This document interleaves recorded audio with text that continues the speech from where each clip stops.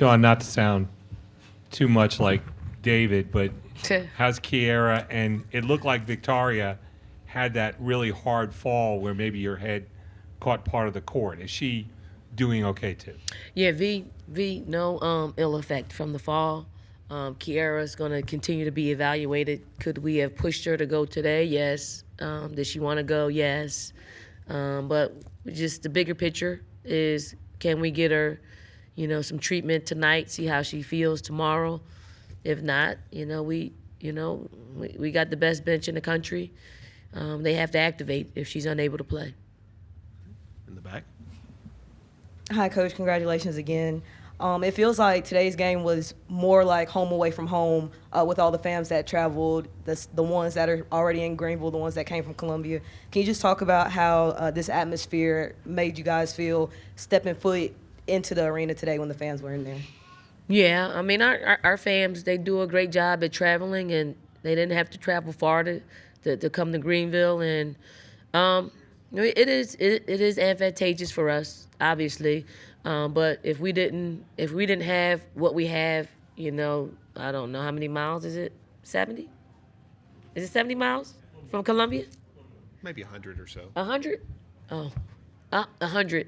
100 miles from Columbia in Colonial Life Arena. We packed that arena. So I don't think it's a far reach to say, 100 miles from where we create a home court advantage in our arena. Obviously, it's in driving distance, and our fans travel and they show up. And they create an environment that is not only great for our team, but just all of women's basketball. They're here to see us. They're here to see the SEC, and they are super biased, obviously. But they appreciate great basketball and all the players that are contributing in a way that the SEC has. Here in the front.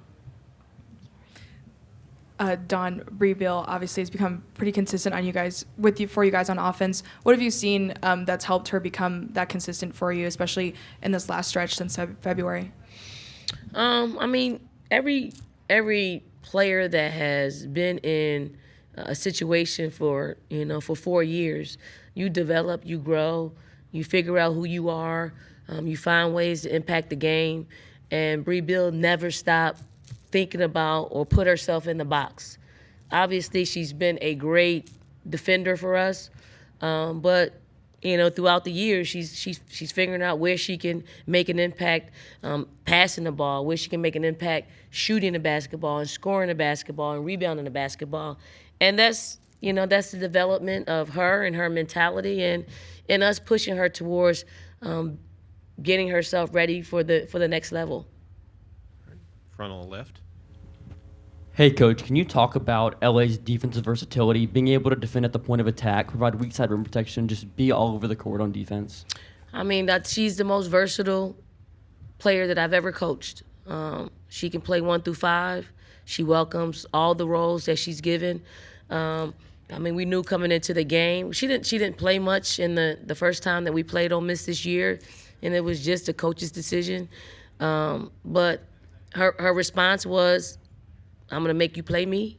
I'm going to make you play me for a long time because I'm going to be all over the place. I can guard Angel. She didn't say this per se. She said it with her actions out there on the floor. LA's played point guard for us, so she was point forward for us today. I think we utilized all of her skill set, and she's definitely was the difference maker and the separator from when we played them the first time. All the way on the right, Corey. Dawn, I know Raven's got lots of playing experience, but I guess sometimes when a teammate goes down, it can be a bit jarring. But what did you like most about what you saw out of Raven tonight once Kiera sort of had to exit the game for a bit? I mean, Raven's unafraid. Like, she's unafraid of the moment. I think it's a gift and a curse. She treats every moment like the same way. Whether it's a 30-point game or 10-point game or 2-point game, and sometimes that's scary as a coach. But we learn to live with it, because when you look at her, more times than not, she's gonna make something good happen. and then if she doesn't, she can make up for it on the defensive side of the ball. So she's a freshman. Like, she's a freshman. She's never played in the SEC tournament. She's never played in the postseason. So everything you're seeing is just from a freshman's eyes. And but she's got poise. She has incredible court vision. Like, that is her gift. But I was proud. I think sometimes it does shake you up a little bit when you're not going in at the time that you usually go in. So she got jolted into getting out there playing a little bit sooner than normal. Going back to Pete. Yeah, Dawn, speaking about your team's versatility with the players, with so many people able to, put up big performances, how difficult is that to manage? And I guess it's got to come with a selflessness from, your very best players. It is. It's very difficult. But, here's the thing. When you have a team full of players that they just want to win, I don't think any decisions that I make to play them or not to play them hurts their confidence. And that's because we communicate. Like, we communicate extremely well. Like, sometimes it's just a coach's preference in that moment. And sometimes they're the preference and sometimes they're not the preference. And because we've had those conversations, they know it's not just because they're not good. It's just that it's a preference. Front, Cora.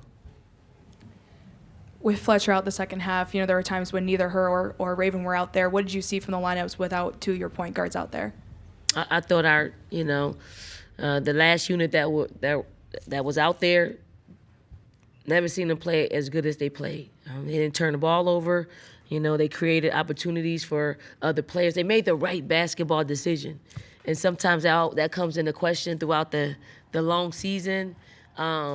But super proud of them. Super, super proud of their growth, being in that situation and thriving in it. Front on the left, David. Dawn, sorry if you already answered it, but update on Fletcher if you had one. Pete got you covered. Okay. Great. No. Craig's going to evaluate her. Obviously, we don't think it'll put her out for very long. They tried. I shut her down. Like, she wanted to play in the second half, but I just, think I think we can handle the game today. So we want to put her in a position where she could possibly play tomorrow. And also the transition game really worked well in the second half. Just was that the focus of it, or was that just the way, I know that's how you guys want to play, but was that how it just worked out with rebounds? It was scary. Some of those passes were very scary. But it's Raven. Like, they run for Raven. They get down the floor because they know they have opportunities to get some quick buckets. But yes, I think the strength of Raven's game right now is in transition, pushing the ball and getting her teammates some open looks. Going back to Pete. Dawn, there's a finite number of games left in the season, and for you guys to get where you want to go and where you have been headed since the beginning of the season, have you noticed any, edginess, nervousness out of your players as this undefeated season continues? No. This is an experienced group. So, last year maybe because, there was a big target on our back, and that target is still here, but we've won one, so that, that monkey is off our back. Now I think we can just embrace who we are and play as calmly and poised as we need to play because they've been there. This is part of their routine, and once you've created habits and gone to the postseason, you find a way to adjust and navigate in a place where, if you can just be who you were all season long, you can find comfort in that. Got time for a couple more. We'll take one in the back. Hey, Coach. Tyler from Sports and Culture. I know you're big on everything Carolina sports. With the recent news of John Morant, what do you tell your players of the importance on trying to maintain a positive image on and off the court? Here's the thing. I don't know much about John Morant because I'm really worried about what I'm doing.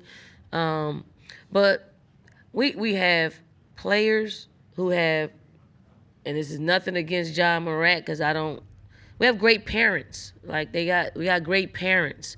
So they're respectful. They understand what it takes to go where they want to go to be successful. And image is important for them. Name, image, and likeness is a business for them. So they take it very, very seriously because they want to make as much money as they can. So that helps us when it comes to just living your life, as an example for younger people. Take one more in the back on the left. Hey, a couple players in the locker room there were just saying they think that LA has been more locked in the last 2-3 weeks. Have you noticed that in practices or film or whatever? And if so, what does a more locked in LA mean to you? Yeah, LA's been locked in. I think she sees the end of it. Like I think sometimes when players, you can go in two directions. You can go, hey, let me just finish this year out, whatever it is, and then you have some that let me finish this year out doing it the way I want to do it, performing the way I want to perform, and doing the things that honestly increase my stock and getting into the WNBA. I don't know. LA doesn't give you much. She comes to practice every day, and gives it her all. Whether that's more locked in or not, that's who she is. I mean, she's got a lot of other things that she's got going on as well. She does stuff in the community, so she's pretty grounded when it comes to being able to compartmentalize. So now is postseason. Now is the time that we must lock in, and this is the biggest piece of the life pie right now. Next couple of weeks, something else will be that, which is probably trying to get drafted into the WNBA. Thank you, Coach. Thank you.